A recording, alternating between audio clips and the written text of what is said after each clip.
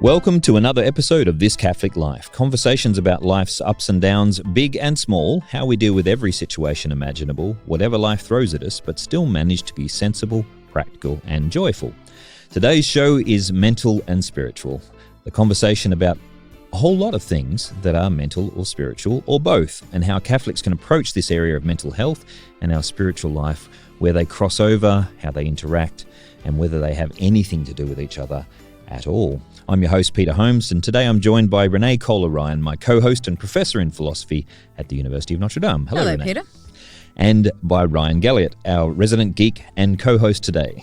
Hello, Peter. And I forgot to say he's an artist, which Yes. of course is more important than resident geek. Although we might argue about that with Star Wars coming out soon. Before we get started, just a reminder that if you like the show, you should write us a review on iTunes. Thank you very much for all of those who've rated us on iTunes, but please write us a review. The more reviews we get, the more people come to know us, and the more likely we are to be higher on the list of suggested shows for those people out there. Let's spread the word. Remember that this is a uniquely Australian Catholic podcast, and we think that's a great idea to get behind. Let's get into today's topic, mental and spiritual. I want to say before the outset, we were just saying before we came on air, a little bit nervous about this topic, precisely because of the delicate nature of it. What we don't want to do in this discussion is seem like we're downplaying or putting anyone's suffering or struggle down. So if any part of the topics in this podcast get to you or are upsetting, or you think we've misrepresented you, do please give us feedback. Perhaps better to send it to us at info@thiscatholiclife.com.au. Our aim is to listen to you, but this one in particular is important to hear. But before you do that, make sure that you have the appropriate help from a mental health provider or your support persons. So let's get into it. We've just talked about it being quite a sensitive topic. One of the things that's quite disturbing about mental health is how much more, how much less mental health, I guess, we've seen around the place, the deterioration of mental health. So there's stats and observations about the Australian mental health scene. We were just hearing from our producer as we came in that he had heard that it was a 1,500%, so that's 1,500% increase in calls to mental health lines, especially people who are dealing with workplace mental health issues. I'm aware that there's been around the same, slightly higher, about 1,800% increase in helplines for mothers. So in the last couple of years, so what we're talking about is young mothers who are at home with babies and really feeling like they're out of their depths. Yeah. And we've seen, to be honest, I'd have to say that we're seeing, Renée and I in the university, we're seeing a lot greater percentage of students who are struggling with mental health issues coming up, and students we would normally have not guessed to be in that sort of range of dangers. Yeah.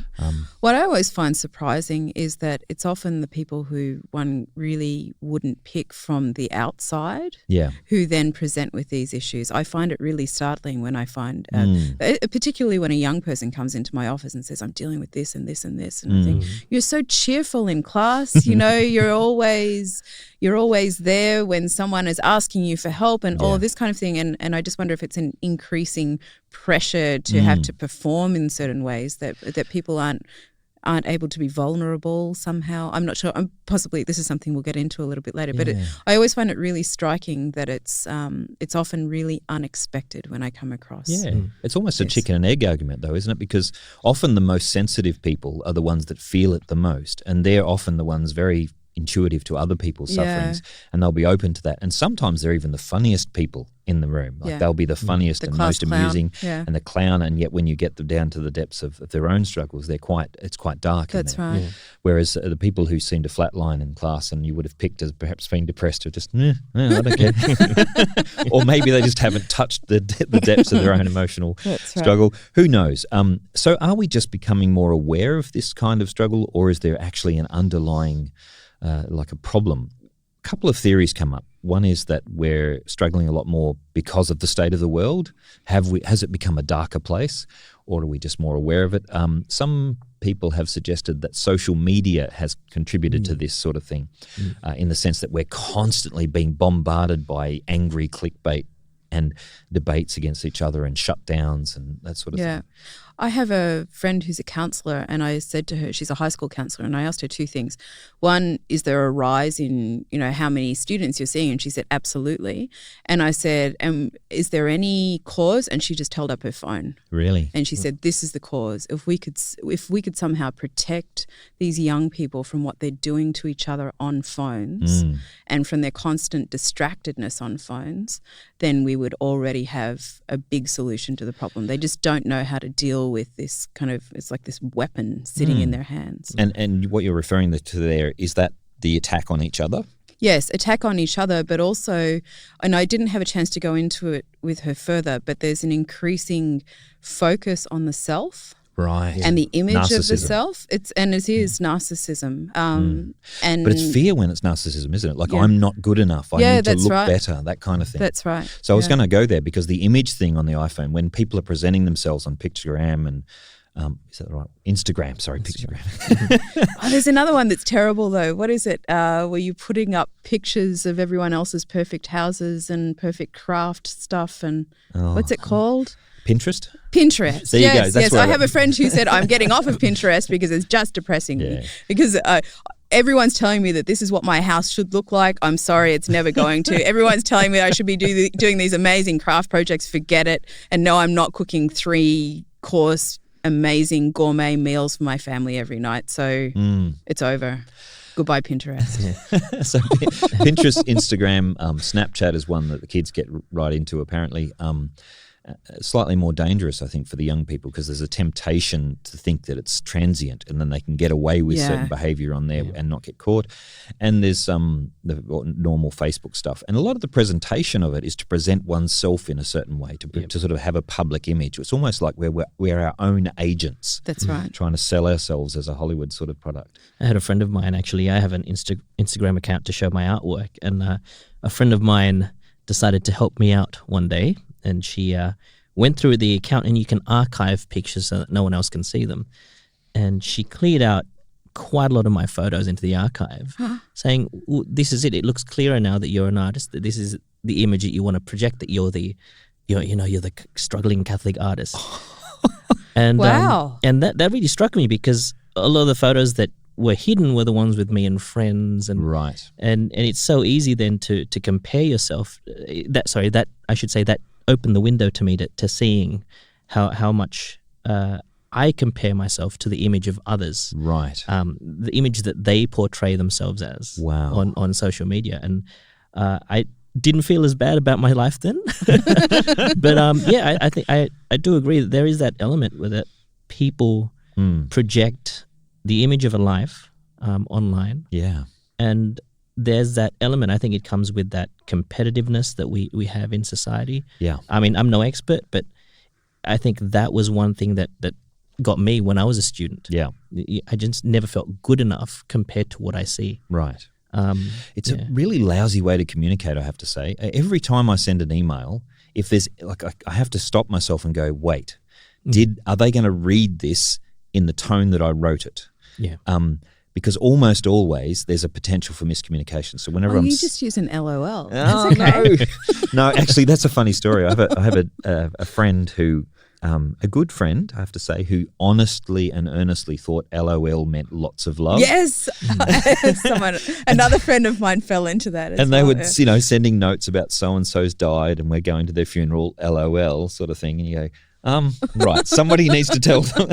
It was a genuine mistake, but it's just, it's so easy to miscommunicate, even when you write in because as Renée will testify, when you're quite busy, you're sending off emails quite rapidly, and there'll be one line, and suddenly someone else reads it, and they're in a bad mood, and they go, "Oh, why are they being so offensive?" Yeah. Emails are bad enough, let alone when you're doing a Facebook comment, and especially when young people in particular place so much value on how many people like or dislike or comment or whatever it is, and if they get a slightly snippy comment, someone else might be trying to be funny, but it comes across as hurtful, and they get really down. Yeah.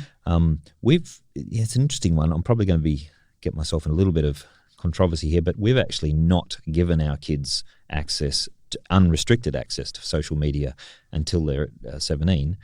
They do get access, but we have a public space where all of us can be on the internet at various stages, but they don't get private access. Now, that's been a major fight in our house because everyone else has got it. Everyone else has got a phone. Like kids as 8 and 10-year-olds are walking around with iPhones and you're such a draconian.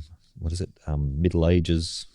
There's nothing wrong with the Middle Ages. Don't let anyone tell you. Well, apart from the plagues and all the other. Yeah, and we don't have anything going on right now that's really, really bad, do we? No. There have been some improvements, Renee. At least some. Maybe.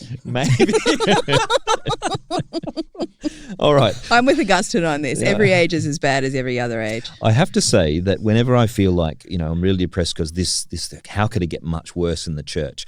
All you have to do is go back and read the context, the historical context of Augustine's writings, because you think, I wish I was back with Augustine, Jerome. They really had their crap together back then. He'd tell you were crazy. Yeah, well, there was literally vandals coming through to sack Rome, and we're not quite that bad yet. Not quite, but it depends. If you listen to McIntyre, the barbarians are already here. They're not at the gate anymore. They're here. Well, I mean, this is the thing. I think there is something about us being aware of world news which does make us depressed. I mean, if we I actually improved my mental health. Now, so this is probably time for disclosure. I have my own struggles with mental health, and I can, because I've been trained to do it, because I was a counsellor at one stage, I can fairly accurately measure where I'm at in terms of my mental health. So I actually notice distinct improvements when I don't read news for a week. So if I don't read news for a week, there's this marked improvement in my mental health. Just absolutely nothing else changes, that improves health. And to be honest, I don't miss a lot because a lot of news is clickbaiting.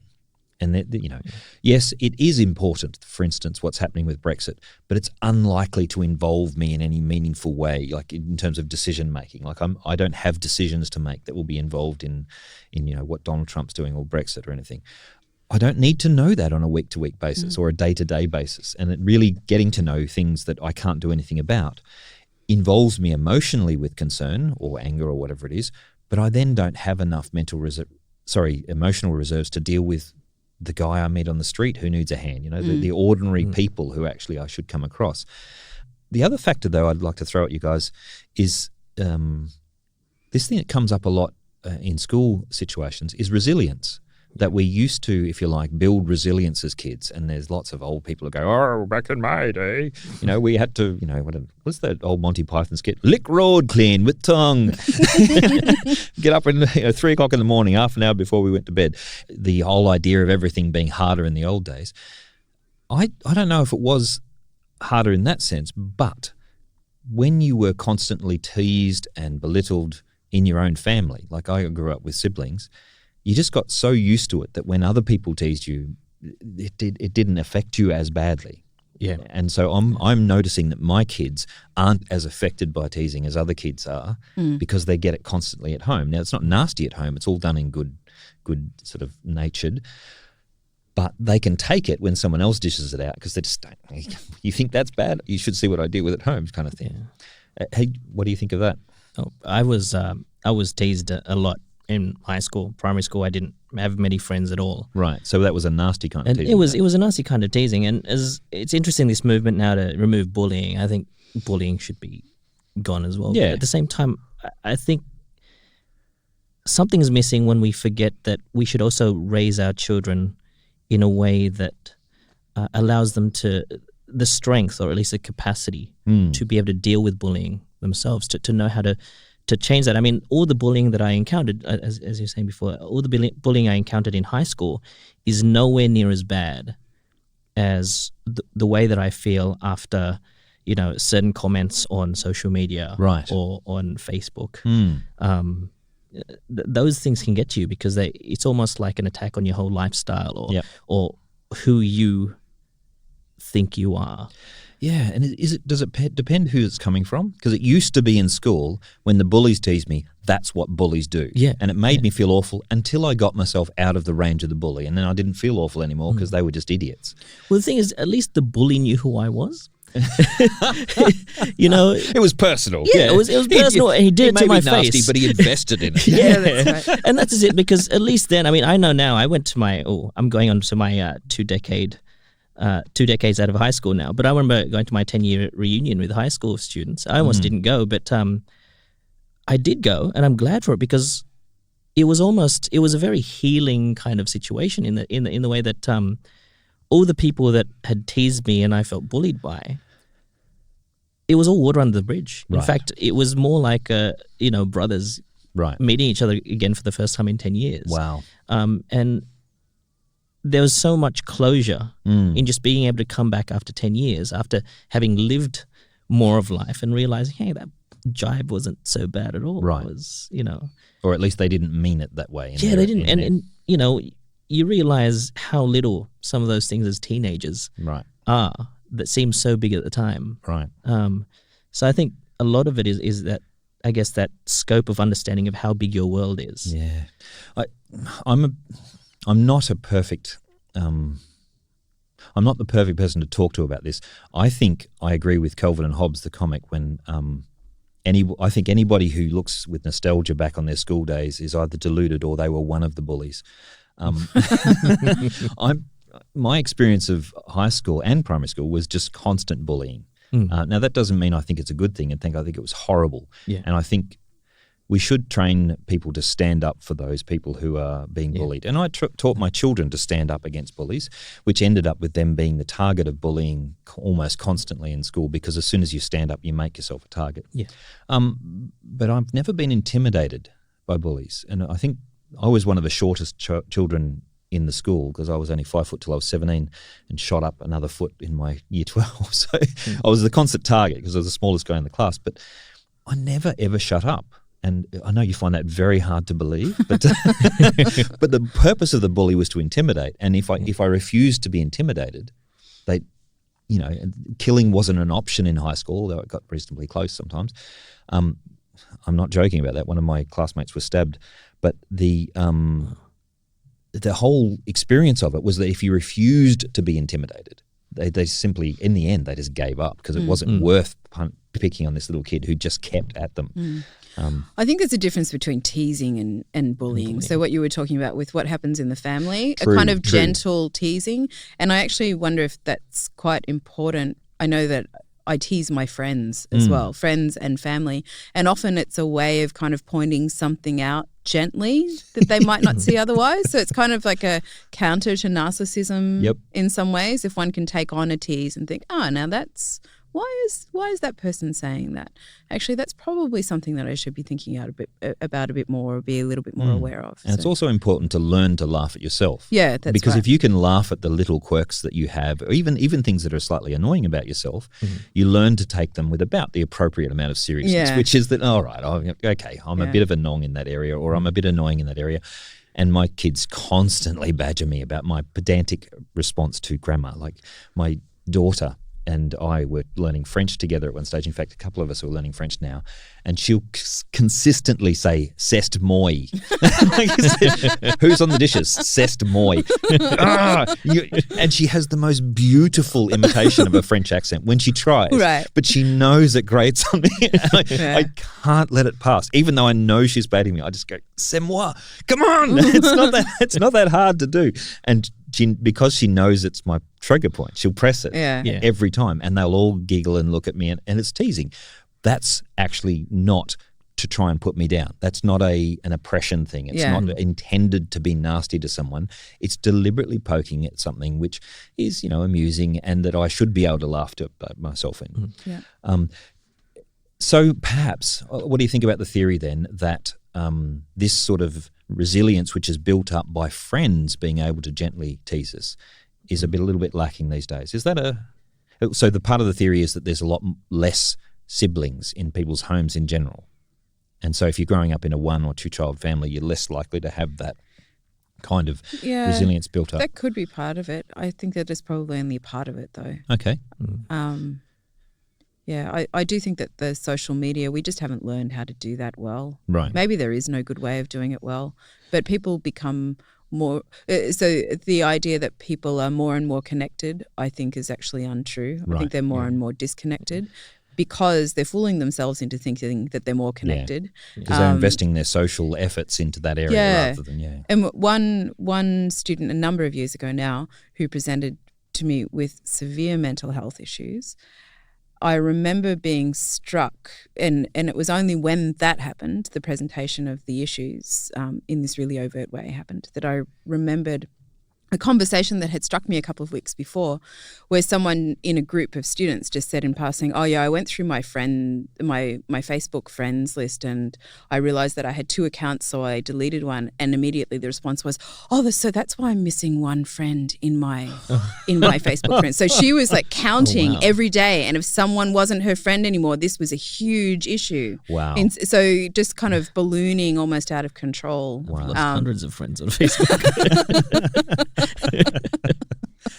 There are friends and there are friends. Yes. But possibly our problem is that we don't know what good friendship is anymore.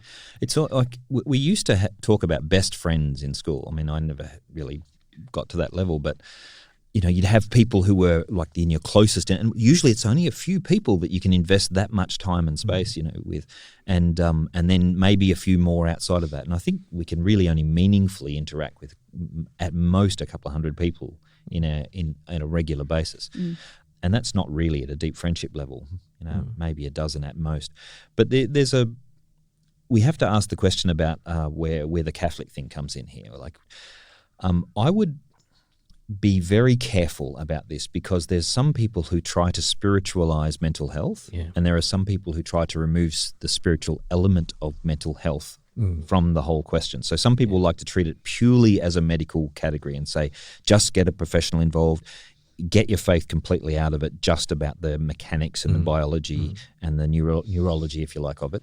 And on the other hand, other people are saying, oh, yeah, those quacks, those people, they're always the atheists, they're always bad for you. It's what you really need is to pray more. I'm going to come right out and say, I think that's a very profoundly dangerous way of going about things.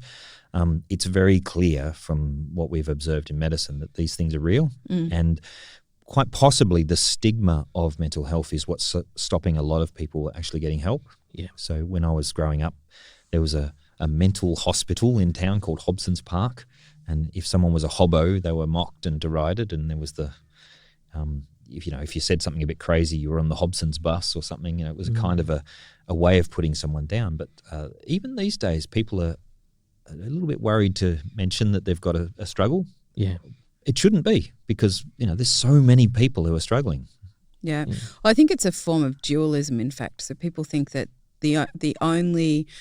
so dualism is where you say there are 2 aspects to being human, and one part of that, one of those 2 is more important than the others. Right. So often I find in Catholic circles there's this emphasis on the spiritual, as though the mental, the physical, the everything else isn't that important. So if you just focus on the spiritual, pray more, everything will be okay. But actually what we're dealing with as humans is this very complex, integrated whole, or should be integrated whole. And the more one emphasizes one aspect without all of the others, the more distorted everything becomes. So you see this sort of really forceful, well, if I just pray more, if I fast more, if I do this more, then everything will be okay.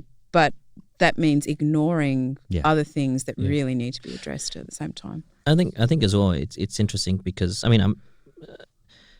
a lot of that stuff that we actually do see or express or see others express are the symptoms of, a low mental health, poor mental health. So what symptoms are you talking about? The being sad or the things that we see. Okay, yep. But those are just the symptoms. I mean, trying to, telling someone to pray more and do all those things, while that might address what we think is the actual problem, it doesn't look at the person as a whole and the things that drive them. I mean, I'm very much work oriented when it comes to, especially when it comes to other people. I guess my hobby and my adult life has been spent in being with other people, right? And sharing with them their lives and stuff like that. And a lot of those people have gone through some negative times, and they're always surprised to find out that I've always struggled with anxiety, right? And a couple of times when I've struggled with depression, right? And I think it's that whole image again. And do they usually say, "Oh, I didn't think that because you're always so positive"? Yeah. And the thing is, I've never tried to hide when I go through those periods, right? I've been struggling with it since I was in high school because of the teasing. And so unless you do the whole Shakespearean thing and go, woe is me, then you're not really That's depressed. Not Shakespeare either. Shakespeare Middle Ages, we've got it all. Oh dear. That was almost biblical, wasn't it? That I leave up to you. But I mean, if I may, I think one of the things that need to be addressed as well is this whole, you brought up resilience before, but in high school, I remember, I think it was year 8 or 9, they brought in this whole curriculum where they did away with the concept of coming first, second, or third, and sort of participation awards came through. Right. Yep. And I remember everyone's a winner. Yeah, but it was the times when I failed, and as bad as I felt when I failed, it drove me to want to do better. Yeah, my year 10 or was it year 11 English teacher actually gave us all a fail for our first assignment in English in that year, and we were horrified, all of us. He said, how can we all fail? And we came in unified thinking, you can't fail us all, that's unjust. And he sat us down and said, do you think I owe you marks? If you want to pass, you need to go out there, grab the marks by the jugular, slap them on the page, and dare me to fail you. Yeah. And we all sat back with horror, and then we realised, hey, this is something we have to fight for. Yeah. And we all improved by at least a grade in that year in English. Now, I had been told the year before by my English teacher I was going to fail and drop out and be nothing. Now, that was part of my determination. But this guy actually gave me the motivation, and we went out hunting for the marks, literally, and it became the way in which that's why I'm here now, really. But it was the challenge that did it for me. Yeah. Yeah. And you notice that I've noticed that with some young students when they come in, I look at them and go, you're brighter than this. What are you doing handing me this rubbish? Yeah.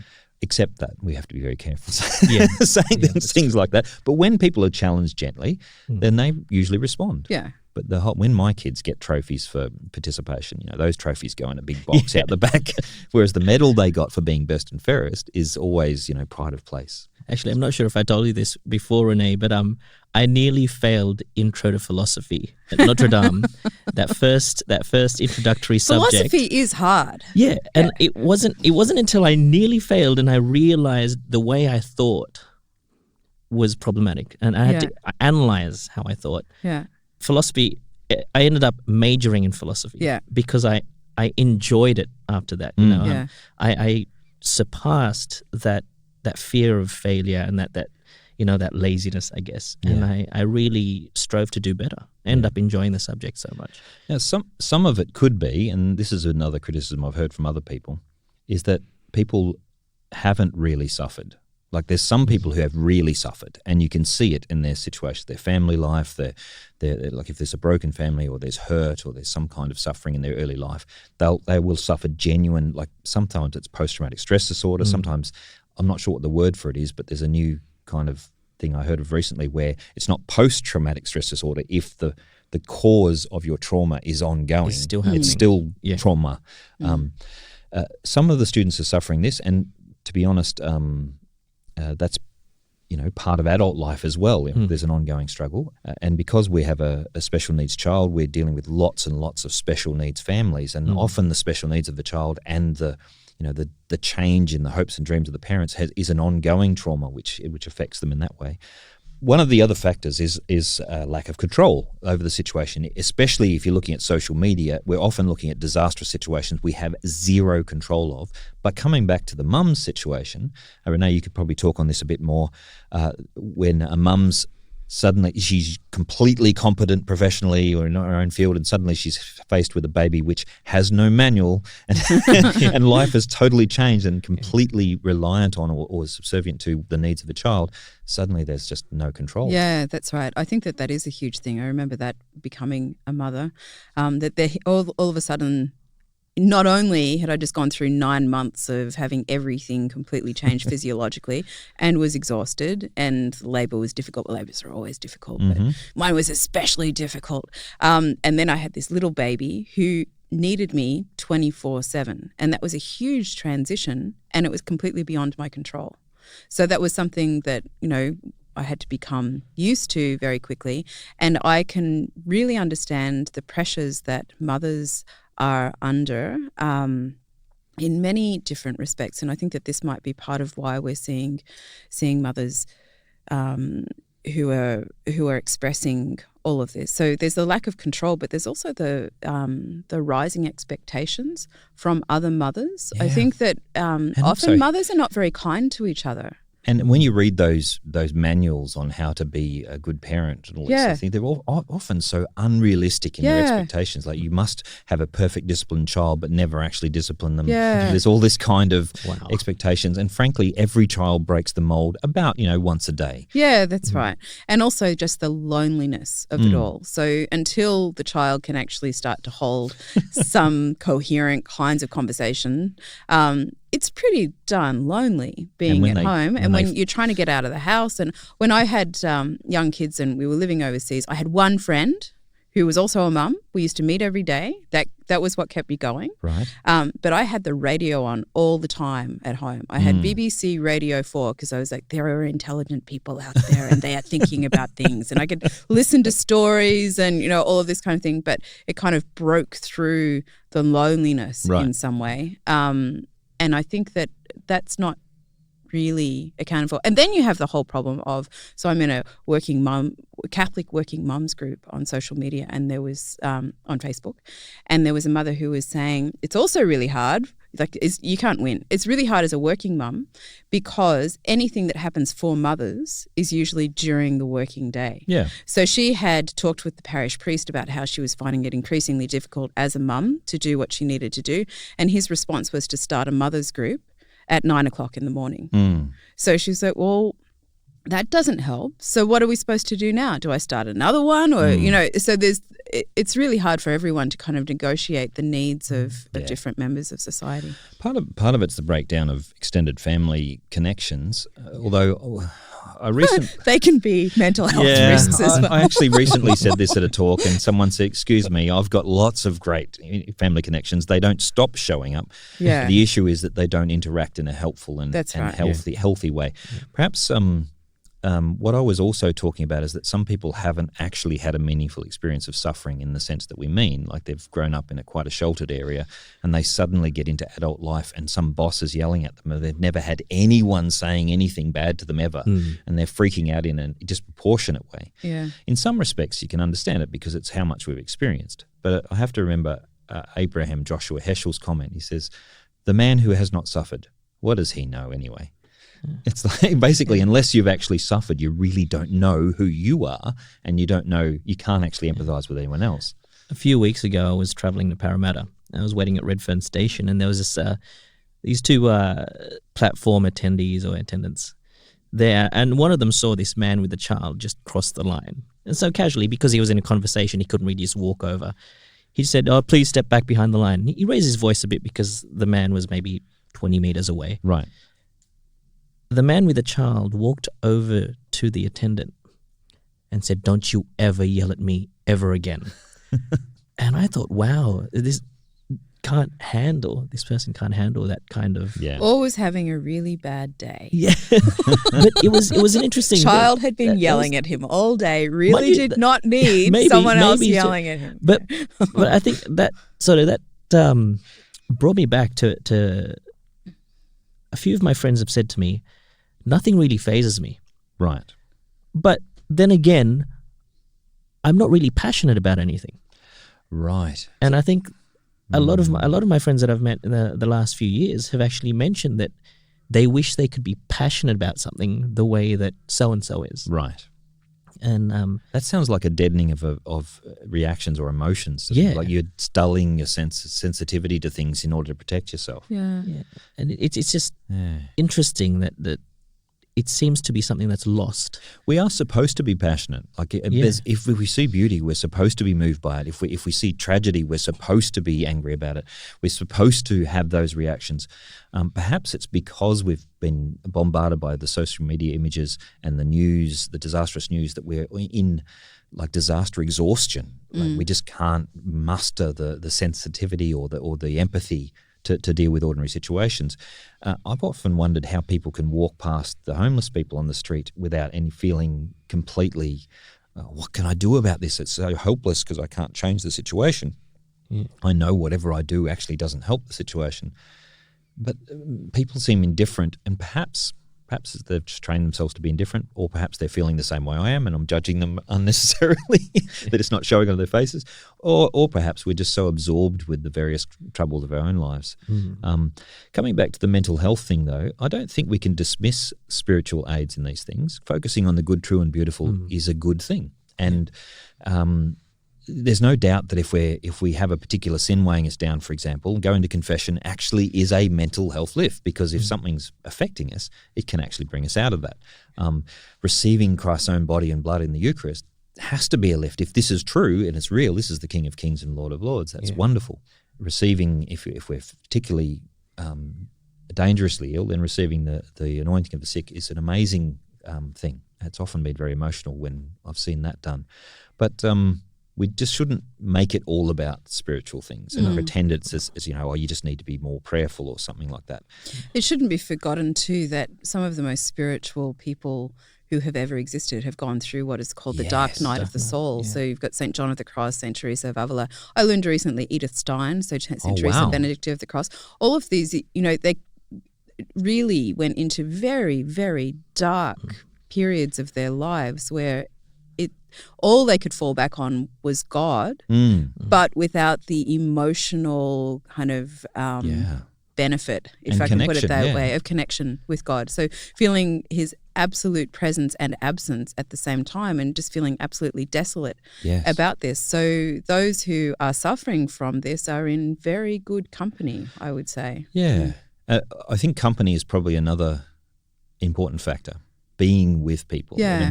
It's Job's comforters often get a bad rap in the Bible, but they did show up and sit in silence with him for 7 days. So until we've done that, we can't really criticize his comforters for the bad things they said. 7 days is a long time to sit there. Just listening to people, you might think, it wasn't any help. The fact that you were there listening actually is a help. It's an important thing. Yeah. I remembering back to Sherry Waddell's time with us here on the podcast, saying that she was surprised at how many people, even high up Catholics, haven't really understood that this faith is a relationship. And right. I think that's one of the things. If we just see it as a B, C, D, do this. Yep. I mean, I struggled to pray a lot when I was going through those dark times. Right. But I always found so much hope and goodness in understanding that this was a relationship. Right. Now, it doesn't mean just have faith and everything be okay. Yep. It's more that it was something that helped me get through when I just couldn't find any other way through. In any relationship, if I'm really down or we're struggling with relationships, or, my wife and I have the strongest relationship I have in my life is my wife's. Yeah. And yet when we're struggling, we don't, sit down and have a nice little chat about trivial things. And we don't tend to psychologize each other in that sense. Sometimes it's just sitting together, like just being there and actually, or listening to sound off about something that's happened in the day and just shut up, just listen. I used to kneel there in front of the altar and just spout all the stuff I felt I was going through. Right. And just go, this sucks, and I found so much good in that. I mean, but it is a struggle. It's something that I had to struggle a lot to bring myself to Mass every Sunday. When in those moments, it was, I felt like, how can I do that when I don't feel it? Yeah. I find that very difficult when you're going to a place where they attempt to present all of the music and things as if it's happy. Now, I've no objection to happy songs. There's a place for them in the church. But when you try and present everything as happy, as everything is great, everything is wonderful. I think Simca Fisher said it on the podcast we had on Sex and Laughter, that it's exhausting to say God is good all the time and wonderful and I'm so happy. In fact, it's something I can't face if I'm going to go to church and have someone tell me how great I should be feeling about God. Yeah. Actually, about half the Psalms are laments or whinges or angry fist-waving sort of things and saying, heck, God, what are you doing about this oppressor or this bully or that thing?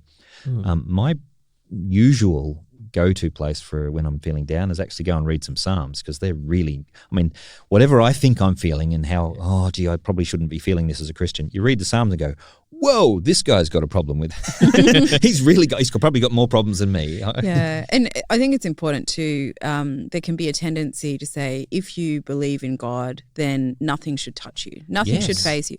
If your best friend has just died, or you found out that a loved one has cancer, or you've broken your leg, or a kid is sick or something, objectively speaking, you have very good reason to be upset about something. So someone who then comes along and says, oh, smile, you're supposed to be happy because God loves you, is someone who should be locked up. I think they're the mad ones. See, I was thinking punch in the face, but that's probably not. I know. I was going that way, and then I was like, it's not so good. Yeah. Yes, anyway. So this Catholic life does not endorse these sentiments.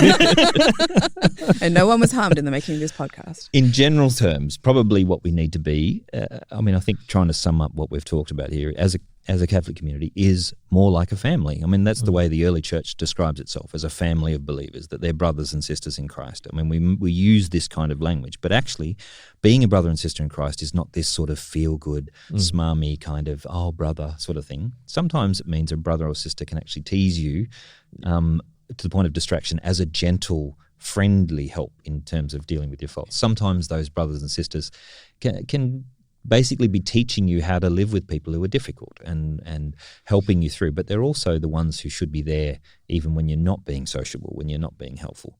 I think there's something to be said about preventative healthcare, as in the sense of why wait until someone falls over and says, I have a mental health problem?